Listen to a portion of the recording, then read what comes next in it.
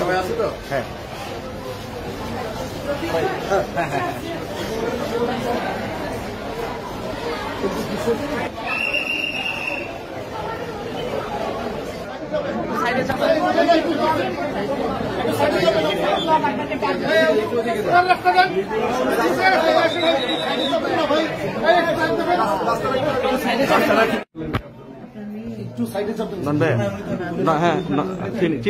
আরে আমি চিনি বিচার হতে হবে না তো আপনি রাখেন আমরা যেন তার একটা অংশ কথা বলছেন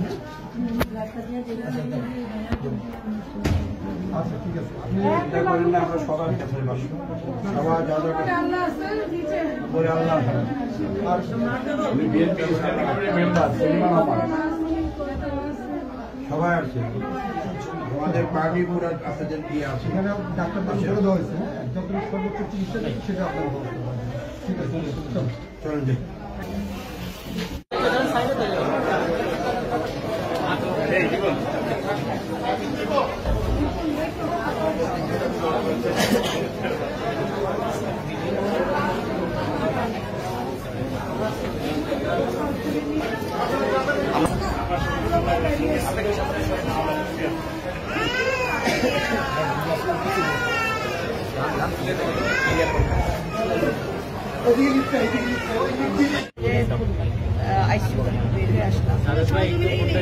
সন্তান কন্যা শিশু মানে তার উপরে অমানবিক নির্যাতন হয়েছে, বিয়ে করার চেষ্টা করা হয়েছে, তার উপর যে নির্যাতনটা এটা সত্যিকার অর্থে মানব সভ্যতার সবচেয়ে বড় একটা কলঙ্ক।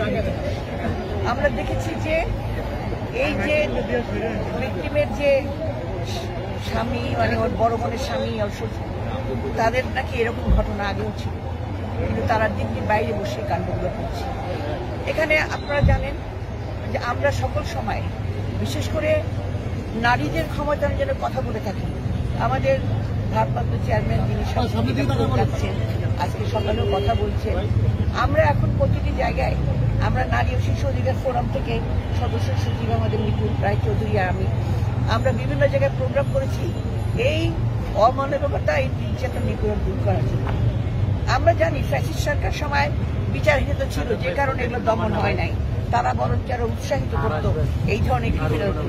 কিন্তু আজকে যখন একটা অন্তর্বর্তীকালীন সরকার, যে সরকার একটা পরিবর্তনের আশা নিয়ে একটা ভালো সভ্য এবং একটা বিশ্বনন্দিত প্রধান উপদেষ্টা, তার আমলে যখন সরকার, তখন এইগুলো ক্রমশ কিন্তু বেশি বেড়ে গেছে।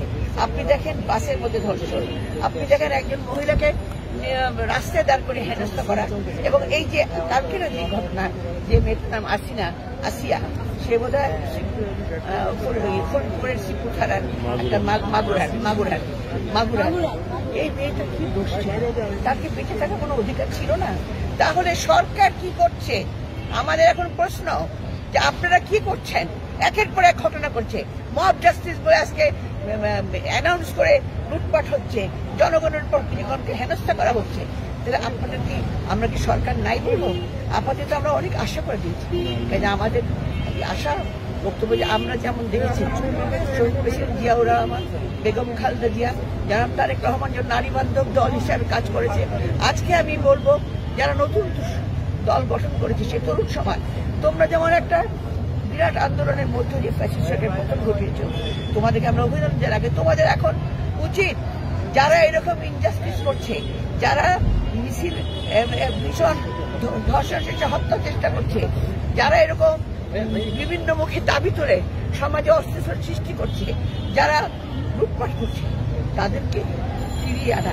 বিশেষ করে ছাত্র সমাজ, ছাত্ররা প্রতিবারই নামে আন্দোলনে, সে 69-এর গণ আন্দোলন দেখেন, 91-এর আন্দোলন দেখেন, সবসময় দেখবেন ছাত্ররা সবসময় নেমে আসে, তার সঙ্গে নামে হলো জনগণ। সেই একইভাবে আজকে তোমরাই পারবে, কারণ তোমরা তরুণ, তোমরা এই দেশে যদি গড়ে তুলতে চাও তাহলে তোমাদের সবচেয়ে আগে নজর দেওয়া দরকার সমাজের যে ঐনিকতা, মানে যে নীতিবদ্ধ কিছু নাই, মূল্যবোধকে ফিরিয়ে এনে ছাত্র সমাজকে তাদের স্কুল কলেজে পাঠিয়ে দিয়ে সুন্দরভাবে দেশকে পরিচালনা করে। এটাই আমি সেটাই বললাম যে এক সময় বিচারহীনতা ছিল একটা সময়, যেটা 10 বছর, এবং এখন বিচারহীনতা কেন হবে? কেন এদের বিচার করে? কেমন করে জামিনে মুক্তি পায়? আজকে যে কথাটা আপনি বলছেন, কেমন করে তার সেই জামিন তো পেতে পারে না, এদেরকে কঠোর শাস্তি, ফাঁসি হওয়া উচিত।